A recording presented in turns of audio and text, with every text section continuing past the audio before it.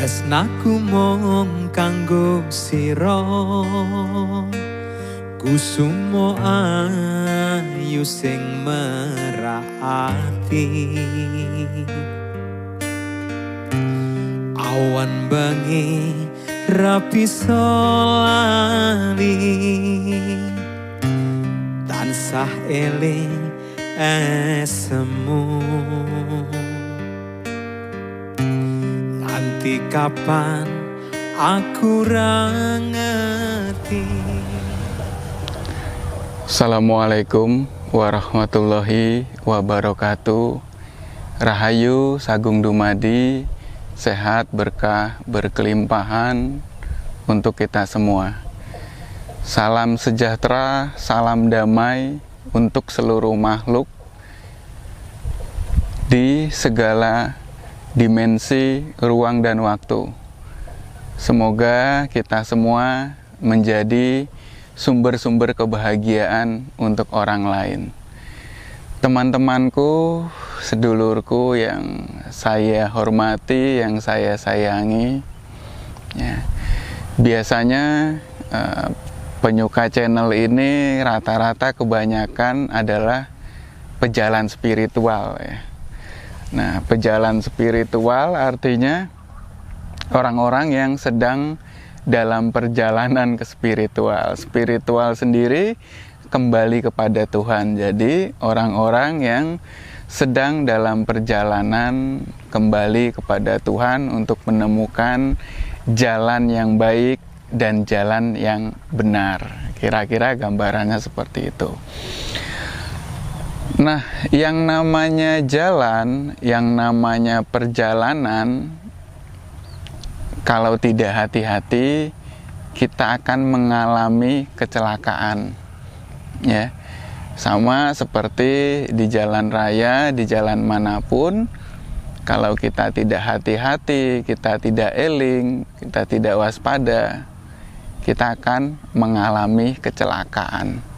Begitu juga dengan perjalanan spiritual ini.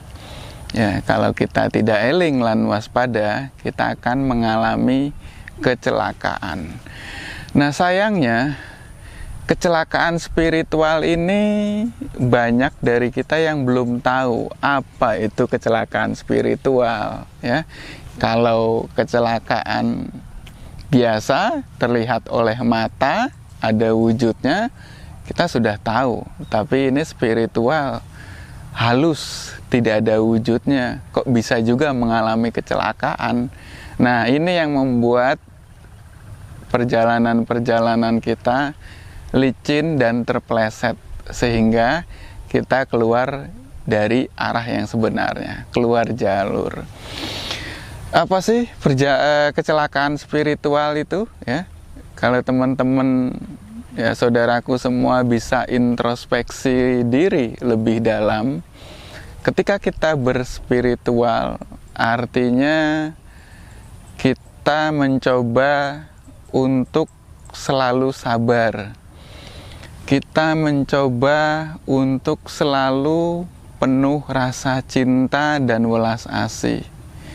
Kita mencoba untuk selalu menjadi panutan, menjadi contoh yang baik. Intinya selalu di jalan, ya. Setiap hari kita lakukan berlatih sabar, sehingga rasa sabar itu tertumpuk, terakumulasi. Setiap hari kita berlatih rendah hati, welas asih, sehingga bertumpuk rasa cinta di dalam diri kita. Tiba-tiba ada satu kejadian jegrek yang membuat kita marah, yang membuat kita tidak bisa mengontrol emosional, dan tiba-tiba terluap begitu saja. Nah, hilang sudah rasa sabar yang selama ini kita tumpuk, kita tabung, hilang sudah rendah hati yang kita jaga, hilang sudah rasa welas asih yang kita coba pertahankan selama ini.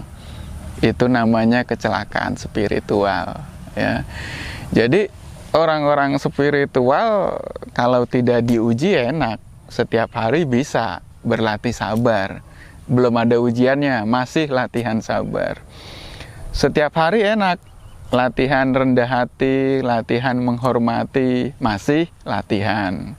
Setiap hari enak, latihan penuh welas asih, penuh rasa cinta, masih latihan. Ketika datang ujian yang latihannya sudah dianggap mumpuni, datanglah ujian, didatangkanlah suatu masalah, didatangkanlah suatu perkara, didatangkanlah suatu kejadian yang memicu emosional kita, yang memicu ya semua rasa kita nih diuji nih, gimana menghadapi. Lalu tiba-tiba kita lupa semuanya. Kita lupa dengan sabar yang kita latih selama ini, kita lupa dengan rendah hati, ya, kita lupa dengan welas asih yang kita coba pertahankan selama ini. Marah-marah, tersulut emosinya, unsur apinya semakin besar. Der. Apa yang terjadi? Biasanya kan penyesalan yang terjadi ya. Ya ampun, kenapa saya tadi melakukan itu? Ya, saya tadi melakukannya tidak sadar. Tanda kutip berarti kita dalam ketidaksadaran. Nah, itulah yang disebut dengan kecelakaan spiritual. Sia-sia itu rasa sabar yang kita latih, sia-sia rasa welas asih yang kita pertahankan, sia-sia rendah hati, penghormatan yang kita coba usahakan, hilang semuanya. Ketika crash, terjadi kecelakaan kan semuanya hancur. Ya, itulah akan terjadi kecelakaan spiritual jika kita tidak dalam kesadaran. Jadi untuk teman-teman, untuk saudaraku semua, supaya lebih eling lan waspada agar kita tidak mengalami yang namanya kecelakaan spiritual. Sekarang Anda bisa saja bilang, saya bisa orangnya sabar karena Anda belum diuji. Saya orangnya rendah hati menghormati karena Anda belum diuji. Saya orangnya penuh cinta dan ulas asih karena Anda belum diuji. Ketika ujian itu datang, Anda tidak eling lan waspada, maka gagallah semua dan Anda mengalami kecelakaan spiritual. Satu contoh misalnya ujian cinta welas asih. Ketika kita didatangkan oleh teman-teman, kita didatangkan oleh orang-orang yang kita benci banget sama dia. Jadi kita didatangkan orang-orang yang membenci kita. Kita didatangkan sekelompok-kelompok yang membenci kita. Nah, bagaimana sikap kita kepada mereka? Apakah tetap juga membenci? Apakah membalas kebenciannya? Atau tetap meluangkan cinta, meluangkan welas asih?